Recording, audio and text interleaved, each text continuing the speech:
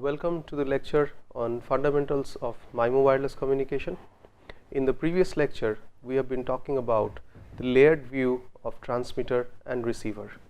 In that discussion, we were trying to say that if you take a look at from the channel, from the different points at the transmitter, you would see different manifestations of the link between the transmitter and the receiver.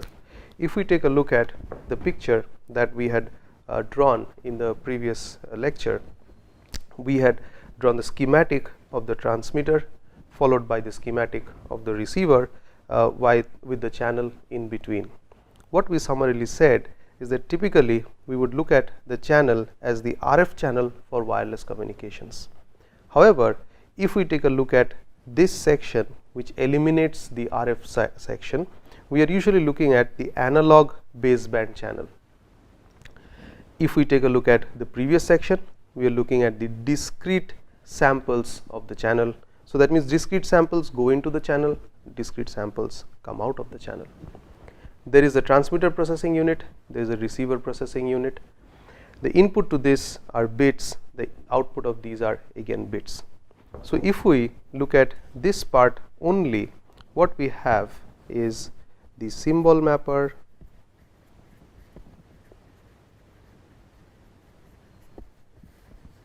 also sometimes called the modulator, which send signal into a channel, and channel gives output, and it is the job of the demapper to reconstruct the bits which were at the input of the symbol mapper. So here clearly what we see, inputs are constellation points,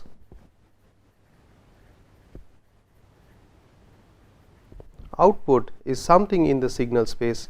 It can be, for example, complex sequences, could be any others. If we take any other stage, for example, if we are starting to look at the channel here, that means if I am sending signals in here and getting them out, the channel would appear as a binary channel. What we are effectively trying to say is channel depends upon from where you are seeing it, and it encompasses the entire thing remaining on the right side of this particular picture. So therefore, we can see that if we are talking about symbol mapping, the job of the symbol mapper and the demapper simultaneously is such that it should generate signals in such a fashion when it goes to this composite channel. This is the composite channel of the RF channel, the up conversion, the down conversion, the D to A converter, the A to D converter, and when it comes out, after going through everything over here, it should be able to reconstruct, that means the demapper should be able to reconstruct whatever is happening here. So this channel depends upon what we abstract. The symbol mapping and the demapper together is designed in such a way that there is minimal distortion happening to the particular channel that which it is observing. Symbol mapping is a module of the transmitter, demapper is the module of the receiver. So this is usually a baseband signal processing unit, and this is usually a signal generation unit. So with this, what we had also summarized is that when we talk about channels, or the channels which you have come across could be listed down as a binary channel,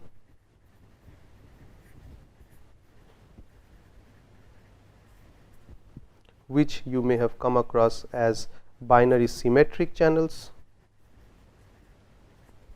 binary erasure channels. There could be instead of binary, there could be M-ary channels. It could be symmetric or asymmetric. These are usually probabilistic, probability based,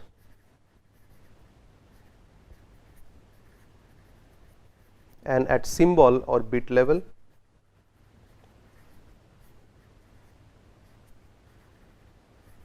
Whereas the next set of channels are usually the waveform channel, which takes continuous output. One such example of a famous channel is the additive white Gaussian noise channel, which you have come across in studies in digital communications. Then there would be non-ideal channels, as if there is a filter between the transmitter and receiver. So, here is a filter. In case of AWGN, there is addition of noise. In case of non-ideal, there will be some kind of a filter, for example, the telephone line.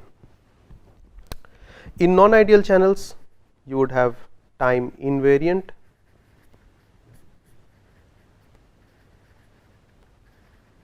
which is typically in wireline communication, and time variant, which is the most important kind of channel in wireless communications.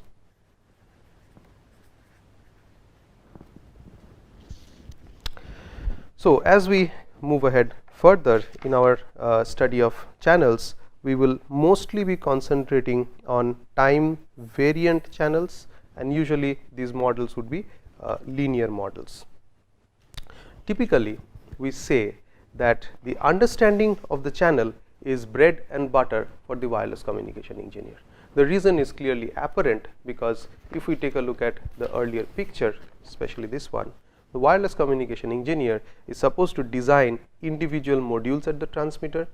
He should be able to design individual modules at the receiver. The job of the transmitting module is to generate signals which go through minimum distortion. The job of the receiver module is to reconstruct the signal matching as closely as possible to the input at the corresponding peer point. So, unless we understand what is happening to the signal in this part of the channel, be it the RF section or the analog section or the discrete analog section, we have to understand the details, then only we will be able to do a reconstruction. If we understand the details, then we can shape the signal in such a way that it undergoes minimal distortion. So, it is absolutely essential to understand the communication systems. Typically, before a communication system starts getting designed, the channel is usually measured and well understood. For example, if somebody, or if when 4G was getting designed or when 3G was getting designed, one of the first things that happened was to identify the frequency of operation. Now, again, as you see over here, ultimately it is the RF channel. Ultimately it goes into the wireless medium.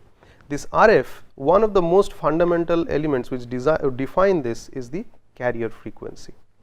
And as we have said earlier, if the frequency is, let us say 700, 800 or 900 megahertz, this is one common frequency which we know, or if we look at 30 gigahertz, the effects of the channel are different. Although we can remove the RF section in our analysis, but the corresponding effects need to be captured in the baseband channel. The effects which are at 900 megahertz are definitely different than the effects at 30 gigahertz. A model will be able to capture both, provided appropriate parameters are used, and therefore all communication system design begins with first identification of the frequency band of operation, so that the channel properties are well captured. Once the frequency band of operation is decided, then the channel which lies between the transmitter and receiver is characterized. So, basically channel characterization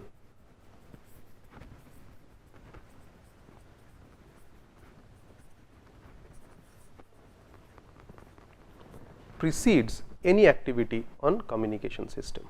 So, when we mean channel characterizations, what we mean is understanding the channel effects. What happens to the received signal when a particular kind of signal is sent from the transmitter. For example, we can study the effect on continuous wave transmission, or we can also study the effect on impulse transmission, depending upon the kind of communication systems that we are about to discuss. The other important thing which we should note is, when we talk about the channel, it depends upon what is our end goal. If we look at this part, one possible goal to design the communication system is to measure the bit error rate, or to design these blocks in such a way that the bit error rate is minimized.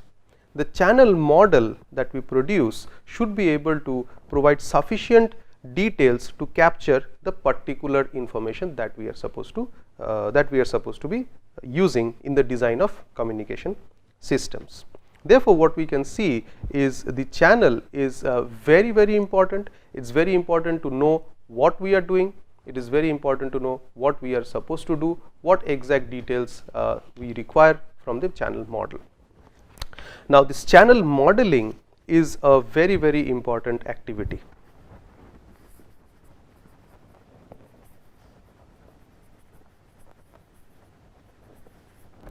We are generally not concerned with channel modeling. Most of the time in this particular course we will be concerned with channel models. Channel modeling is an activity which precedes communication system design, which requires channel sounding by sending a particular training sequence, measuring with very specific equipments, coming up with curve fitting and various methods by which a particular model can be generated. Now, let us take a look at what are the important aspects of studying the channel. So, looking at the wireless channel models. Understanding the channel model is important. As we have said, it is very important for design of communication systems. We are interested to see what happens to the signal when it propagates to through the particular channel. It helps us design transmission signals as well as processing algorithms, which we have just explained. Also, very importantly, it provides links to fundamental limits on performance. What we mean by this particular point is that when we are having a transmitter and a receiver and there is a particular channel. Let us take one example where the transmitter and receiver is separated by a distance of 10 meters. The maximum radiated power that is available is, let us say, 0 dBm. So, we would like to understand what is the maximum bit rate that can be achieved for this particular system if the bandwidth is limited to a few megahertz. If we take the same example and refine it further, say our operating environment is the indoor condition as case 1, and the another, our operating environment is outdoor in a rich scattering environment, or let us say in a city center region, or if we take another region, let us say the rural scenario. In all these three cases, although parameters are different, the operating environment are different, and we would expect the performance limit to be different in each of the cases. Now, if we add additional thing, for instance mobility, if we say the transmitter and receiver are having relative motion and there is a certain maximum speed between the transmitter and receiver, again that would influence the maximum bit rate that is achievable in these conditions. Very important thing about wireless communication system is the channel is random in nature. We will see why it is, and the variation of received signal or the received signal strength is across the time domain. We have already said there is time varying channel. The received signal strength varies across frequency. For instance, I am interested in a 900 megahertz band, little bit to the left of 900 megahertz band and a little bit to the right of 900 megahertz, the signal amplitude or signal strength is going to be different.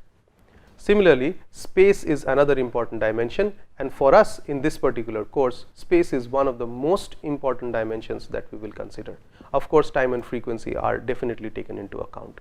So, by space dimension, what we mean is if I am receiving a signal at a certain distance from the transmitter, let us say 10 dBm or 10 dB of SNR, and I move to another location on the XY plane. It could be moving closer to the transmitter or far away from the transmitter, or even the distance remaining the same, we have changed the angle such that the radial distance from the transmitter and the receiver remain the same.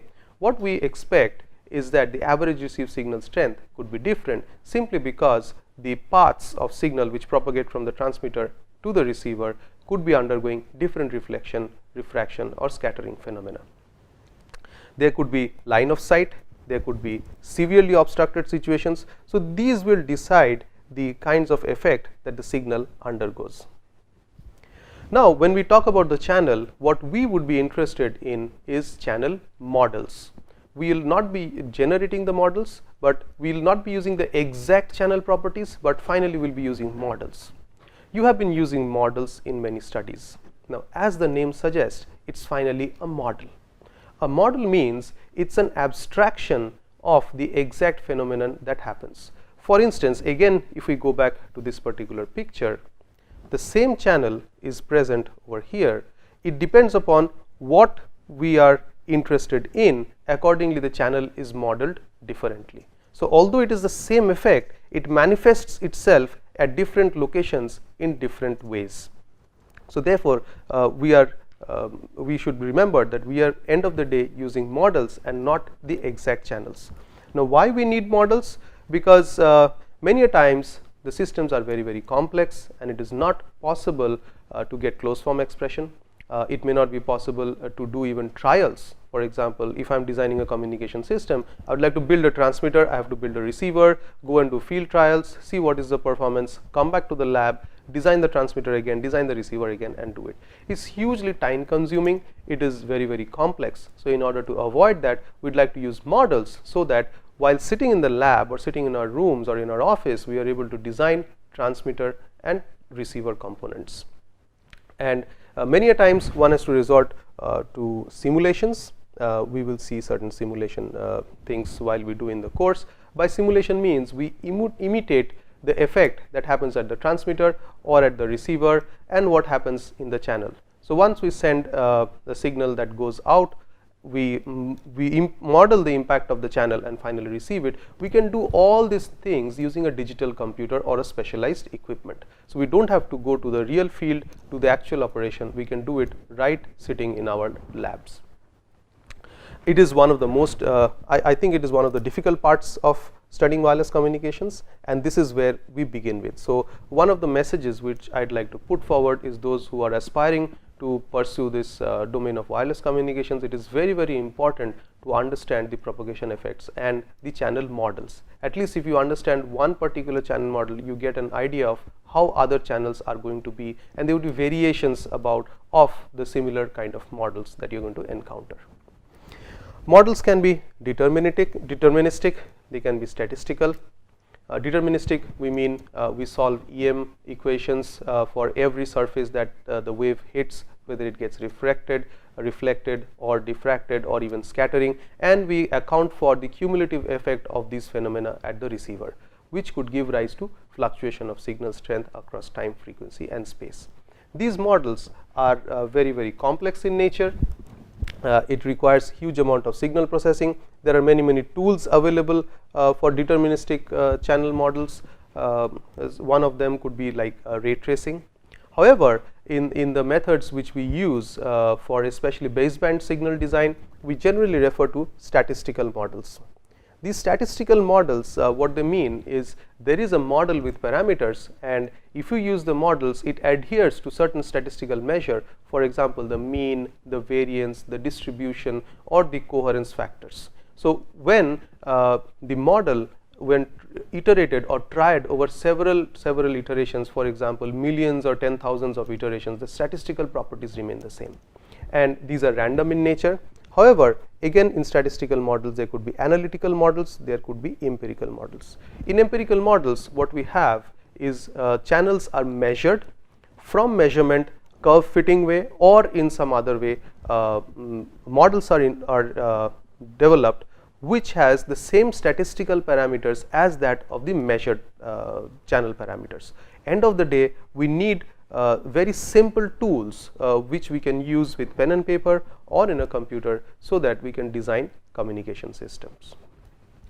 In this course, we will be encountering statistical channel models and mostly analytical. Of course, we will look at some of the empirical models, especially for large scale feeding.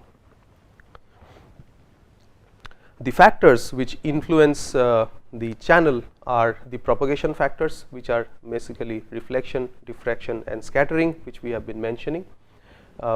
We divide the study of channel into two broad categories: large scale fading and small scale fading.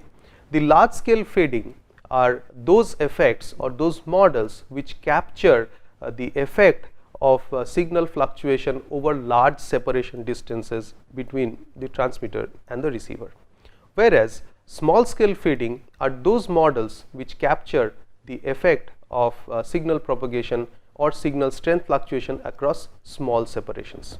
If we consider this particular diagram as shown in this particular slide, let us imagine that there is a transmitter which sends out signals. Now when these EM waves propagate, we will assume, of course, the transmitter and the receiver are in the far field, they are not in the near field region. The signals propagate, they can hit a building surface, they can come to the receiver. There could be a direct line of sight, there could be reflection from a moving object. So, there could be multitudes of things that happen to the signal. So, when they come to the receiver, they combine together to give a combined effect at the receiver, as a result of which there could be signal strength fluctuations. So, when we study small scale fading, we actually take into account the so called multipath propagation. The name explains the propagation from the transmitter to the receiver happens through multiple path. That could be first path, this could be the second path, this could be the third path, and so on.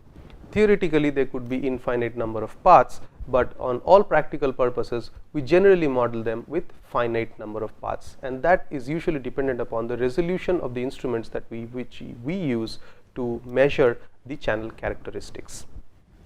The large scale fading is usually dealing with the average signal strength, whereas the small scale fading is usually to provide models which predict instantaneous signal strength fluctuations. There is also the effect of mobility because of moving objects between the path of transmitter and receiver, which result in Doppler shift, we will see in details, and this causes time selectivity of the signal. That means signals fluctuate in signal strength even though the receiver may be static at one point. The receiver could be moving, that could be one case. The other case, the receiver and the transmitter is fixed, but there are moving objects which reflect, refract or diffract the signals which finally come to the receiver. Because of this, there are time variations of the signals that are arriving at the receiver. One thing we can grossly remember is that small scale fading phenomenon, or this particular model, captures instantaneous variation of signal strength in the range of 30 to 40 dB. Typically, it is not the final number, but that is usually the range of fluctuation of signal strength at the receiver, even though it is located at a fixed particular point. When we study wireless communications or the channel models, the wireless channel fading effects, that is the fluctuation of signal strength over time, can be broadly categorized into small scale fading and large scale fading, as mentioned in the previous slide. The large scale fading can be separated into two different models. There is the path loss model and the shadowing model, which we will see in subsequent lectures. The path loss model is also sometimes known as the attenuation model, which describes the loss of signal strength due to separation of path length between the transmitter and receiver. The shadowing, on the other hand, captures the effect of local fluctuation of average SNR and improves upon the details of which is captured by the path loss model. Both give the prediction of average received signal strength. If we look at small scale fading, the small scale fading can be classified as time selective fading, space selective fading and frequency selective fading. Time selective fading, as the name suggests, there is selectivity, that means selection, and the selection across the time axis. So, if we have time axis and if we have the received signal strength on this axis, across time, if the signal strength is very low, the channel is not allowing signals to go through. Across time, if the signal strength is very high, the channel would allow signals to go through unattenuated. So, what we usually would see, if I draw P received power at a particular distance as a function of time and measure it in, let us say, dBm, we might see these kind of figures where these like random fluctuations in time, and these fluctuations would be in the range of 30 to 40 dB. We call it time selective because across time there is selections in time windows where the signal passes through without much attenuation, and there are sections in the time window where there is huge amount of attenuation of the signal strength at the receiver. One typical example that I can point at this particular instance is if you ever listen to amplitude modulation radio, let's say the medium wave or the short wave transmission. If you tune to a particular station, you would often find fluctuating signal intensity, and that is one representation of fading. One thing I'd like to remind again in this particular subject or the things that we deal with, it is very difficult to obtain situations where we can perceive the effects instantaneously. So, it is a bit imaginative, we have to extend our imaginations a little bit, and that is why I mentioned simulations is one way of getting closer and moving beyond imagination towards practical systems.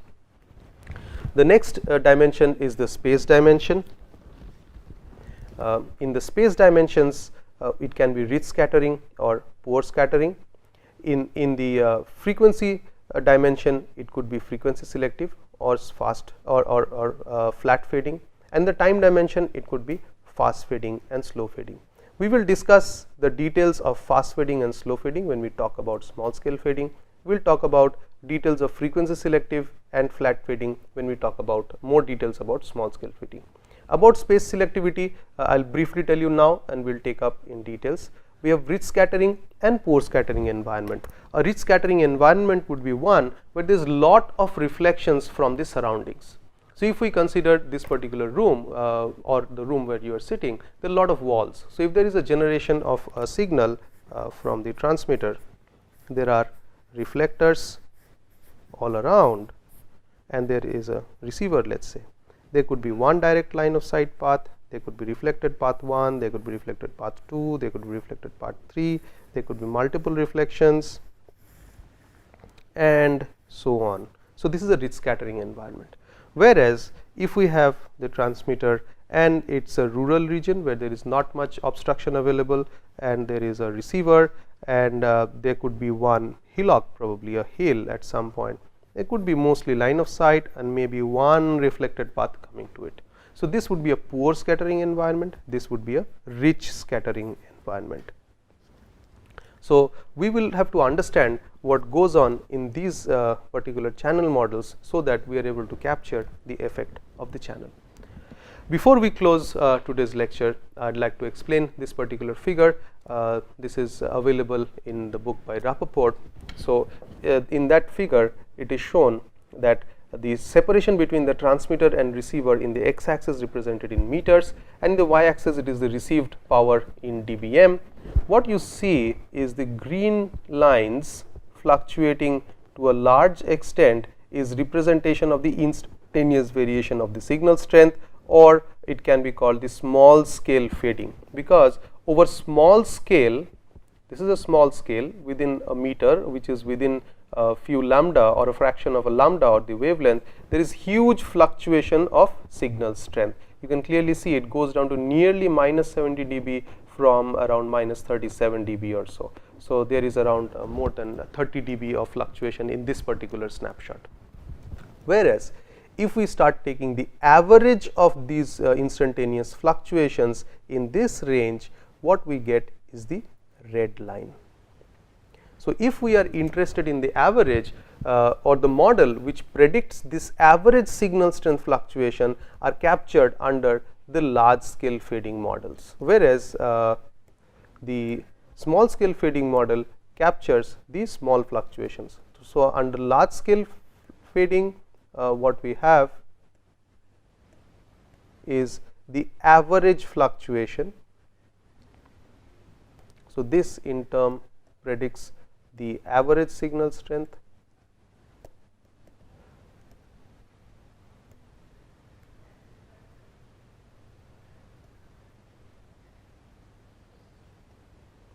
This is talking about the instantaneous,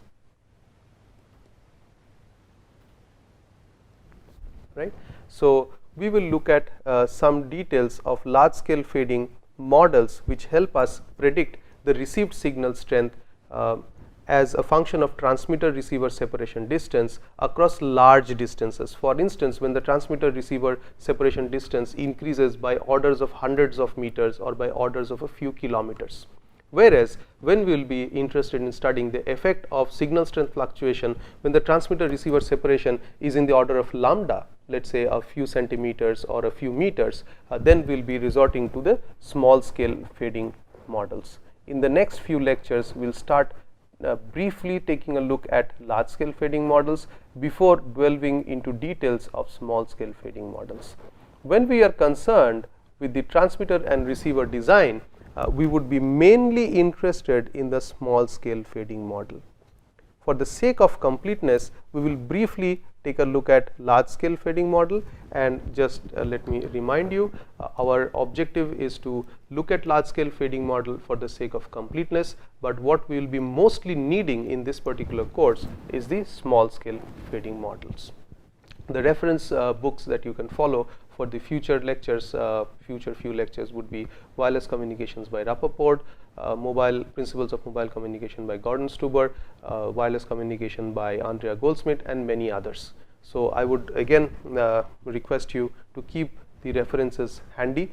Of course, we will provide you with sufficient details in this, and we may be able to provide you with some of the slides, but always reading such references would refine and provide more clarity into the details, because again I iterate, this is one of the critical parts of communication, and success in this course would depend primarily on understanding the details of these models, or what is the abstraction that is being done in this model, because the rest of the details of MIMO communications would be using these models, which we will not refer to in any further details once we cross over this section on this propagation effects of the wireless communication links. Thank you.